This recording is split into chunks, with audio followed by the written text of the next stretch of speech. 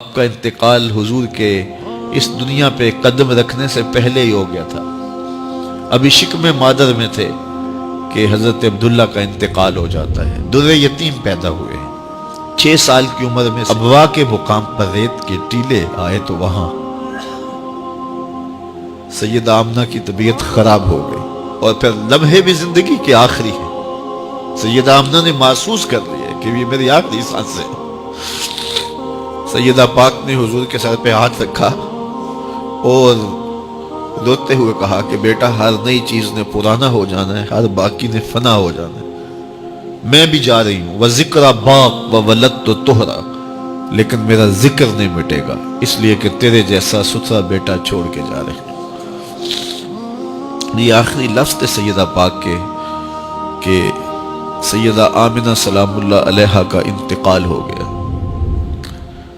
خیر، حضور ماں سے لپٹ گئے، امی آپ آگے بولتی نہیں ہیں، لیکن خاموش ہو گیا تھا چمن بولتا۔ حضور نے وہیں پھر اپنی ماں کی تدفین کی۔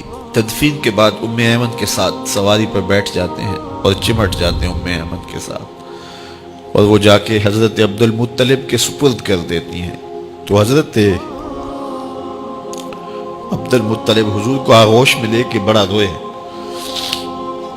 اور ام ایمن سے کہا کہ میرے اس بیٹے کا تم نے خاص خیال رکھنا ہے۔ اور پھر انہوں نے اتنا خیال رکھا کہ میرے حضور فرمایا کرتے تھے، ام ایمن میری ماں کے بعد میری ماں ہے۔ 2 سال کے بعد حضرت عبد المطلب کا بھی انتقال ہو گیا۔ ابن حشام کے یہ لفظ سینہ چیرتے ہیں کہ جب امیر قریش کا جنازہ اٹھا تو سارا مکہ جنازے کے لیے امڑ آیا، لیکن لوگوں نے 8 سال کے ایک بچے کو دیکھا جو دیواروں سے لپٹ لپٹ کے رو رہا تھا۔ آج یہ سہارا بچھن گیا تھا۔ پھر چچا کی کفالت میں آئے، پھر ایک وقت آیا کہ وہ بھی اس دنیا کو چھوڑ گئے، اور اسی سال حضور کی اہلیہ کا انتقال بھی ہوا، اور اس سال کا نام عام الحزن، دکھوں کا سال رکھا۔ اہل مکہ نے جو سلوک کیا وہ کسی سے بھی مخفی نہیں ہے۔ پتھر مارے، گڑھے کھودے، کانٹے بچھائے، اجریاں ڈالی، اپنے گھروں کے کوڑے لا کے حضور کے گھر کے سامنے رکھ دیے۔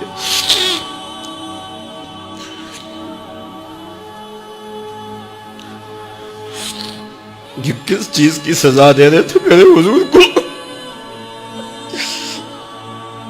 میرے حضور علیہ السلام نے پھر طائف کا سفر کیا کہ شاید وہ لوگ میری بات کو سن لیں، لیکن انہوں نے جو دردناک سلوک کیا وہ بھی تاریخ کا ایک انتہائی دردناک باب ہے۔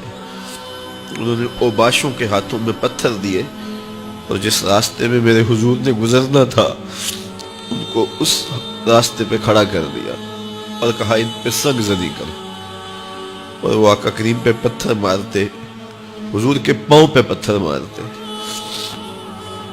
آقا کریم علیہ السلام پاؤں اٹھاتے تو وہ دوسرے پاؤں پہ مارتے، پھر حضور شدت درد سے بیٹھ جاتے تو ان کے 2 گھنڈے دائیں بائیں سے آگے بڑھتے اور حضور کو کندھوں سے پکڑ کے اٹھاتے، پھر سنگ باری کرتے۔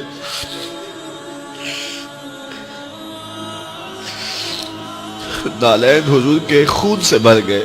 عذاب کے فرشتے حضور کے پاس آئے کہ اگر آپ بد دعا بول دیں تو ابھی ہم ان پہاڑوں کو جوڑ دیتے ہیں، اور یہ طائف کے لوگ پس جائیں گے ان پہاڑوں کے درمیان، آسمان سے پتھر اتریں گے، ان کے سر کچل دیے جائیں جنہوں نے آپ کو دکھ دیے۔ اب صحابہ جو ساتھ تھے انہیں بھی شدید آرزو تھی کہ حضور ان کے لیے بد دعا کریں، انہوں نے بڑا دکھ دیا، تو پھر حضور کے ہاتھ اٹھ گئے۔